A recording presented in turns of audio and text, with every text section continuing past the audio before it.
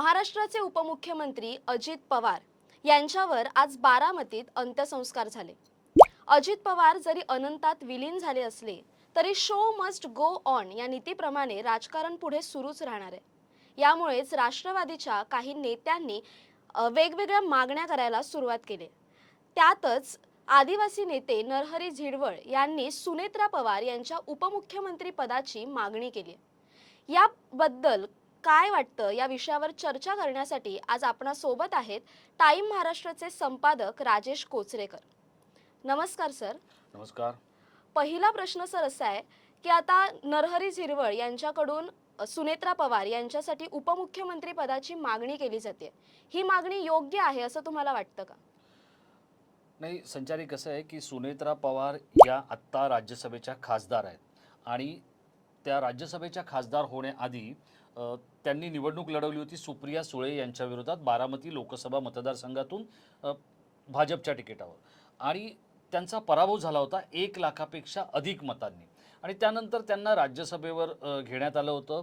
आत्ता अजित पवार यांच्या निधनानंतर त्यांना उपमुख्यमंत्री करा अशा स्वरूपाची जी मागणी नरहरी झिरवळ यांनी केलेली आहे, तर हे नरहरी झिरवळ हे कोण आहेत?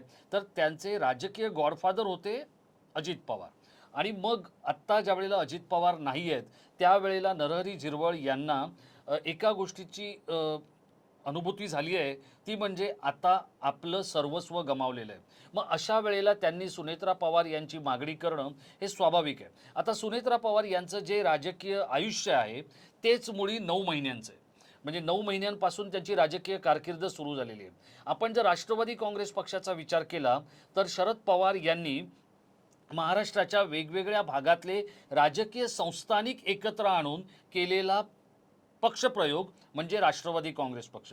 आता यातले काही लोक हे अजित पवार यांना स्वामीनिष्ठ होते, काही लोक हे शरद पवारांना स्वामीनिष्ठ होते। याच गोष्टीचा जर आपण विचार केला तर सगळ्यांच्या निष्ठा ह्या जरी शरद पवारांशी असल्या तरी अजित पवारांना मानणारा एक वर्ग होता, त्या वर्गाचे प्रतिनिधी म्हणून नरहरी झिरवळ यांनी ही मागणी केलेली आहे की सुनेत्रा पवार यांना उपमुख्यमंत्री करा। आता ही मागणी सुनील तटकरे असतील किंवा प्रफुल्ल पटेल असतील किंवा इतर जे काही अजित पवारांना मानणारे जे लोक आहेत त्यांना पण ही पचनी पडेल का? त्यांना ती पचनी पडल्यानंतर भाजप ही मागणी मान्य करेल का? हा सुद्धा तितकाच महत्त्वाचा भाग आहे। आता सुनेत्रा पवार मध्यंतरी अशी चर्चा होती की त्यांना मंत्रिपद मिळू शकतं किंवा त्यांचा मंत्रिपदासाठी विचार केला जाऊ शकतो। कारण का? तर NDAचा घटक पक्ष असलेल्या राष्ट्रवादीने नरेंद्र मोदी यांच्या सरकारला जो काही पाठिंबा दिला होता किंवा त्यातला NDAतला जो मित्रपक्ष असण्याचा फायदा हा सुनेत्रा पवारांना मिळू शकला असता, पण ठीक आहे, तसं काही मंत्रिमंडळाचा विस्तार झाला नाही आणि सुनेत्रा पवार यांना काही राज्यमंत्री किंवा तसं काही केलं गेलं नाही। पण आता इथे उपमुख्यमंत्री पदाच्या साठी जर सुनेत्रा पवारांचा विचार झाला तर तो संपूर्ण राष्ट्रवादीला म्हणजे मग अजित पवारांच्या राष्ट्रवादीला आणि शरद पवारांच्याही राष्ट्रवादीला तो किती पचनी पडणार आहे हे बघणं खूपच गरजेचं आहे। आणि मला स्वतःला असं वाटत नाही की सुनेत्रा पवार या आता उपमुख्यमंत्री होण्यासाठी तयार असतील किंवा ते ती गोष्ट स्वीकारतील। कारण आता त्यांच्यासमोर एक आहे की अजितदादांनी हा सगळा वाढवून ठेवलेला पसारा नियंत्रित करणं आणि पार्थ आणि जय यांना एका योग्य मार्गाने पुढे घेऊन जाणं ही आता त्यांच्या समोरची प्राधान्यक्रमातली गोष्ट असेल। त्यामुळे मला असं वाटत नाही की त्यांना उपमुख्यमंत्री केलं जाईल। सर, जेव्हा इंदिरा गांधी यांचं निधन झालं होतं तेव्हा काँग्रेसने राजीव गांधी यांना संधी दिली होती, तशीच संधी पार्थ पवार किंवा जय पवार यांना मिळेल असं वाटतंय का? नाही, संचारी कसं आहे की ज्या वेळेला इंदिरा गांधींचं निधन झालं होतं, त्यांची जी काही अमानुष हत्या झाली होती त्यांच्याच अंगरक्षकांनी केली होती आणि त्या हत्येनंतर आता कोण या प्रश्नाचं उत्तर शोधताना राजीव गांधी यांना पुढे यावं लागलं होतं। आता राजीव गांधींची तेव्हा काही राजकारणात येण्याची इच्छा नव्हती, पण त्यांच्या इच्छेविरुद्ध काँग्रेसच्या नेत्यांनी त्यांना राजकीय वाटेवर आणलं। त्यानंतर ते पंतप्रधान झाले। त्यांनी संगणक आणण्यामध्ये संगणकाच्या आणि प्रसारामध्ये आणि प्रचारामध्ये खूप मोठी भूमिका घेतली, एक वेगळी नीती त्यांनी आणली आणि त्याचा फायदा आपल्या देशाला झाला। ते दूरदर्शी होते, ते स्वतः पायलट होते. या सगळ्या गोष्टींचा जर आपण विचार केला तर आपण ती गोष्ट पण समजून घेतली पाहिजे की तेव्हाची जी काँग्रेस होती ती इंदिरा गांधींची काँग्रेस होती आणि ती गांधी कुटुंबावर अत्यंत निष्ठेनं प्रेम करणारी लोक होती. आत्ता जर आपण विचार केला तर असं प्रेम करणारी मंडळी किंवा असा ज्याला आपण थोडासा आंधळा विश्वास म्हणू किंवा किंवा अगदी ज्याला आपण म्हणतो ना ब्लाइंड फेथ असा ठेवणारी व्यवस्था आता राजकीय पक्षांमध्ये आहे का, हा पण एक महत्त्वाचा भाग आहे. दुसरा भाग असा आहे की पार्थ पवार यांनी आतापर्यंत 2 निवडणुका लढवल्या. त्यांनी पहिल्यांदा लोकसभा लढवली मावळमधून. तर ह्या 2 निवडणुकांमध्ये त्यांना अपयश आलेलं आहे आणि त्यांचं स्थिरावणं किंवा त्यांनी राजकीय वाटचाल करणं याची स्वतः अजित पवारांना सुद्धा चिंता होती आणि त्यामुळे असं म्हटलं जातं की अजित पवार यांनी देवेंद्र फडणवीस यांच्याकडे पण आपली ही खंत बोलून दाखवली होती की पार्थ पवारचं सगळं नीट होणं, तो राजकीयदृष्ट्या स्थिरावणं ही माझी खूप मोठी प्रायोरिटी आहे किंवा ती माझी गरज आहे, असं स्वतः अजित पवारांनी देवेंद्र फडणवीसांना बोलून दाखवल्याचं त्यांचे निकटवर्तीय सांगतात. पण पार्थ पवार यांना किंवा इतक्या तरुण वयामध्ये त्यांना राष्ट्रवादीचे हे सगळे दिग्गज आणि दबंग नेते स्वीकारतील नेता म्हणून असं मला काही वाटत नाही. याचं कारण असं आहे की एकतर त्यांची सुरुवात अपयशी झालेली आहे आणि दुसरी गोष्ट म्हणजे पवार कुटुंबामध्ये सुद्धा एकापेक्षा एक दिग्गज लोक असताना राष्ट्रवादी काँग्रेस जो अजित पवारांचा गट आहे तो पार्थ पवारांना स्वीकारेल असं काही दिसत नाही आहे. पक्षाचा विचार जर केला तर अजित पवारांची जागा राष्ट्रवादी काँग्रेसमध्ये कोणता नेता घेईल असं वाटतंय तुम्हाला? संचारी, हा खरं तर एक चांगला प्रश्न आहे पण हा तितकाच गुंतागुंतीचाही प्रश्न आहे. कारण आपण जर पाहिलं तर राष्ट्रवादी काँग्रेसने 2 गोष्टींचं विभागणी केलेली होती शरद पवारांनी. एक तर सुप्रिया सुळे या राष्ट्रीय राजकारण बघतील आणि अजित पवार हे राज्यातलं राजकारण बघतील. पण गेल्या जवळपास एक काही काळापासून सुप्रिया सुळे यांच्याकडे ज्या पद्धतीचं पक्षाचं नेतृत्व आणि पक्षाचं अटेन्शन ज्याला आपण म्हणतो ते पक्षाने द्यायला सुरुवात केल्यानंतर अजित पवार हे काहीसे अस्वस्थ झाले होते. आता अजित पवार सगळ्यात आधी अस्वस्थ कधी झाले तर ते आपण समजून घेतलं पाहिजे. 2004च्या विधानसभा निवडणुकांच्या वेळेला राष्ट्रवादी काँग्रेस पक्षाला 71 जागा मिळाल्या होत्या आणि 69 जागा मिळाल्या होत्या काँग्रेसला. म्हणजे 2 जागा जास्त असून सुद्धा राष्ट्रवादी काँग्रेस पक्षाने काय करायला पाहिजे होतं तर मुख्यमंत्रीपद स्वतःकडे घ्यायला हवं होतं. पण कुठेतरी माशी शिंकली, कुठेतरी काडी फिरली, कुठेतरी गोष्ट इकडची तिकडे झाली आणि राष्ट्रवादी काँग्रेसने काय शरद पवारांनी काय केलं की आपल्याकडे जास्त जागा असून सुद्धा उपमुख्यमंत्रीपद राष्ट्रवादीकडे घेतलं आणि काँग्रेसला मुख्यमंत्रीपद दिलं. त्यामुळे झालं असं महत्त्वाची पदं राष्ट्रवादीकडे आली पण अजित पवारांची मुख्यमंत्री होण्याची संधी त्यावेळेला हुकली आणि तेव्हापासून ते आजपर्यंत म्हणजे अगदी ते शेवटचा श्वास घेईपर्यंत किंवा त्यांच्या शेवटच्या क्षणापर्यंत अजित पवारांना सतत असं वाटत होतं की आपली मुख्यमंत्रीपदी बसण्याची जी उर्मी किंवा इच्छा जी आहे ती त्यांनी कायम ठेवून ते काम करत होते.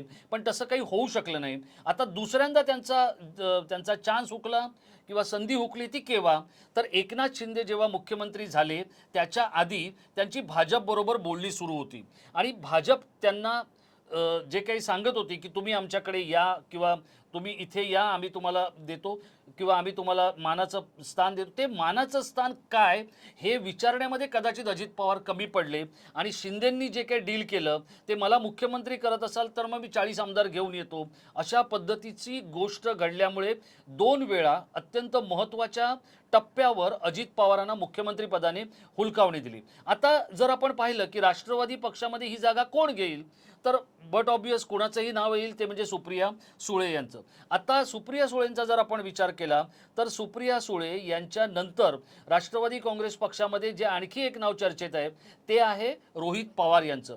रोहित पवार हे आपली जागा चालवू शकतात असं स्वतः अजित पवारांना वाटत होतं. कारण त्यांचं जर आपण वय पाहिलं कोणाचं रोहित पवारांचं तर ते आहे साधारण एक 9 वर्षाचं.